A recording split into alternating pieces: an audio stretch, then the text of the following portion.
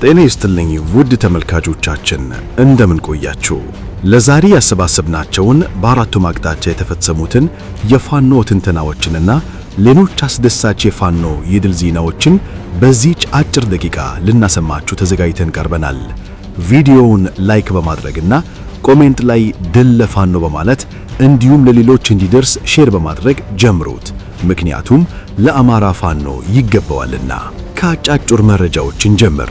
የሜጀር ጀነራል ኡባንታ አባተ ሁለተኛ ዓመት መታሰቢያ በሆነው ተጋድሎ ምኒልክ እዝ ታላቅ ድል ተጎናጸፈ።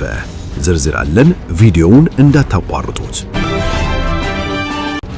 በብልጽግና አገዛዝ የሚመራው የአድማ ብተና ሰራዊት አባሎች እና የሚኒሻ አባሎች የነፍስ ወከፍ መሳሪያ በመያዝ ፋኖን ተቀላቀሉ።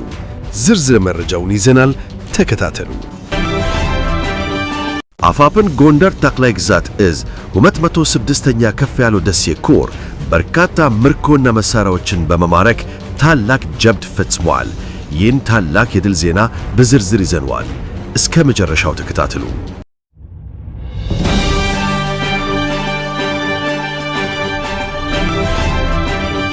የአማራ ፋኖ ደጋፊዎች በሙሉ ትግሉን ለማበረታታት እንዲሁም ተደራሽነቱን ለማስፋት የሚዲያ ትግላችንን ላይክ፣ ሼር እና ኮሜንት በመጻፍ መደገፍና አስተያየት መስጠት ትችላላችሁ። እንዲሁም የቴሌግራም ቻናላችንን ስክሪን ላይ በምታዩት ዩዘርኔም ጆይን አድርጉ።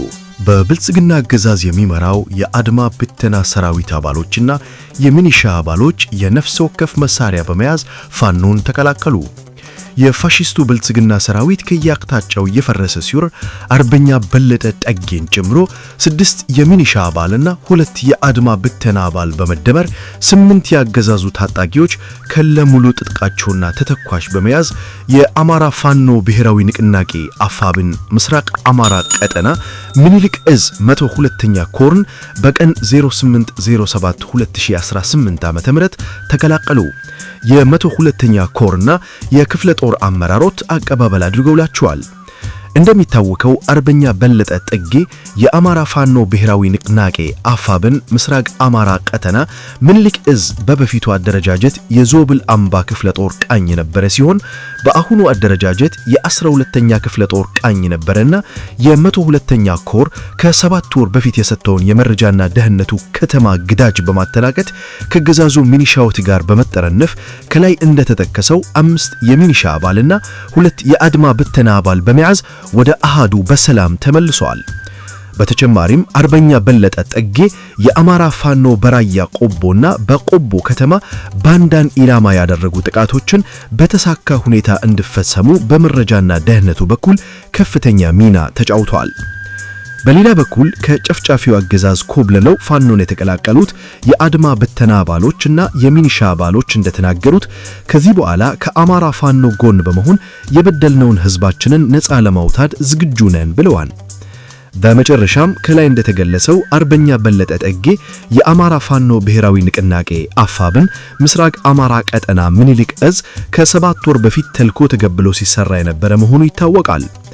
በመሆኑም አርበኛው እንደተናገረው ከሆነ መኮንኖች የሚያወርዱልን ተልእኮ በመጀመሪያ ፋኖን እናጠፋለን፣ ቀጥለን ወያኔን እናጠፋለን፣ በመጨረሻም ኤርትራን በመዋጋት ወደብ እናስመልሳለን እያሉ ነው ሲል የብልጽግናን እብደት ተናግረዋል።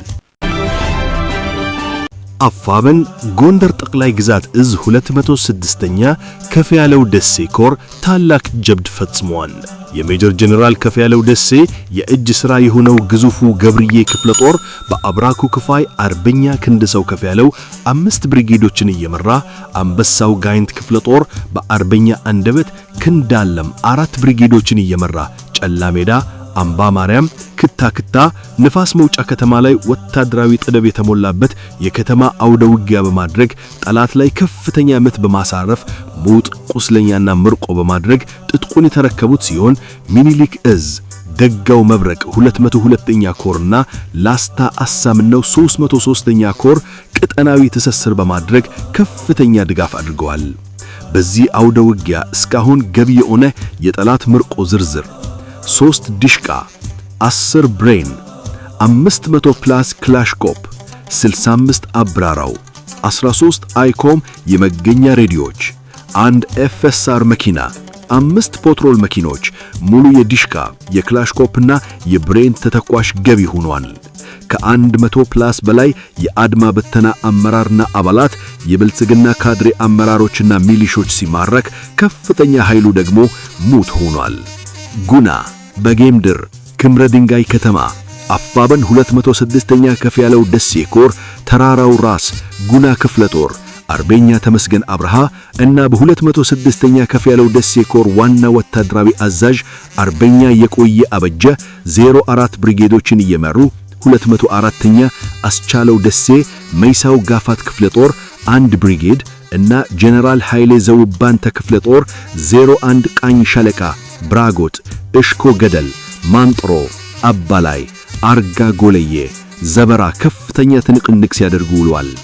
በሌላኛው አውደ ውጊያ በላይ እዝ ሜጀር ጀነራል ውባንተ አባተ አንደኛ ኮር ጉና ክፍለ ጦር ጋሳይ ላይ ከፍተኛ ተጋድሎ ሲያደርግ፣ በሌላኛው አውደ ውጊያ ደግሞ ደብረታቦርና ሐሙሲት ላይ ጣና ገላውዲዮስ ክፍለ ጦር ውባንተ አባተ ተወርዋሪ ክፍለ ጦር እና ሌሎች አሃዶች ተጋድሎ ሲያደርጉ ውለዋል።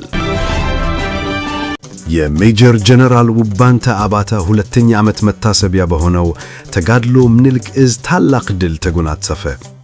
በአፋብን እዞች ጥምረት የአብይ አህመድ አገዛዝ ወንበር ጠባቂ ቡድን በደቡብ ጎንደር ጋይንት ንፋስ መውጫ ከተማ ላይ ድባቅ ተመታ። በአማራ ፋኖ ብርሃዊ ንቅናቄ አፋብን ምኒልክ እዝ 303ኛ ኮር 81ኛ ክፍለ ጦር 16ኛ ክፍለ ጦር የ106ኛ ኮር 22ኛ ክፍለ ጦር በጋይንትና ዙሪያው ከሚንቀሳቀሰው ራስ ጋይንት ልዩ ተወርዋሪ ክፍለ ጦር እንዲሁም ጎንደር ጠቅላይ ግዛት እዝ ስር የሚገኘው የ206ኛ ከፍ ያለው ደሴ ኮር አሃዶች ጋር በጥምረት የአብይ አህመድ አገዛዝ ወንበር ጠባቂ ጉጀሌ በደቡብ ጎንደር ጋይንት ንፋስ መውጫ ከተማ ላይ በሚገባ ተመትቷል። ራሱን ያገዛዙ ታማኝ ዘብ አድርጎ የሚቆጥረውና ጥምር ጦር ብሎ የሚጠራው ወንበዴ ቡድን ተከማችቶበት ከነበረው የንፋስ መውጫ ከተማ ላይ በተሰራ የተቀናጀ ኦፕሬሽን ለመቆጠር የሚታከት ወንበዴ ኃይል ተደምስሷል፣ ቆስሏል፣ በርካታው ተበትኗል፣ እድል የቀናው ተማርኳል። እንዲሁም በቁሳዊ ምርኮ ደረጃ በርካታ ምርኮ በተለያዩ የክፍለ ጦር አሃዶች ተማርኳል። በምኒልክ እዝ ምክትል ወታደራዊ አዛዥ አርበኛ ወንድሙ ማሩ ሌሎች የኮርና በየደረጃው ያሉ አመራሮች በተመራው የጀግናው ሜጀር ጀነራል ውባንተ አባተ ሁለተኛ ዓመት መታሰቢያ ተጋድሎ በርካታ የጠላት ባንዳ ኃይል የተደመሰሰ ሲሆን የብልጽግና አስተዳደራዊና ሌሎች መዋቅሮችም ፈርሰዋል። በተጋድሎው በሁለቱ የምኒልክ እዝ ኮር አሃዶች በምርኮ በርካታ የጠላት ሰራዊትና ወታደራዊ ቁሳቁሶች ተገኝተዋል። 303ኛ ኮር ተጋድሎ በምርኮ የተገኘ በ81ኛና 16ኛ ክፍለ ጦር እስካሁን በምርኮ የተገኘ 84 አድማ ብተናና 42 ሚሊሻና 28 ፖሊስ በአጠቃላይ 154 ምርኮኛ፣ አንድ ብሬን ከ126 ክላሽ ከ6870 በላይ የክላሽ ተተኳሽ ከ2468 በላይ የብሬን ተተኳሽ 267 የእጅ ቦምብ እንዲሁም በርካታ የደረትና የወገብ ጥጥቅ 106ኛ ኮር ተጋድሎ በምርኮ የተገኘ ሁለት የብልጽግና አመራሮችን ጀምሮ አጠቃላይ 27 ምርኮኛ 25 ክላሽና 15 የወገብ ጥጥቅ ከ2000 በላይ የክላሽ ተተኳሽ ናቸው።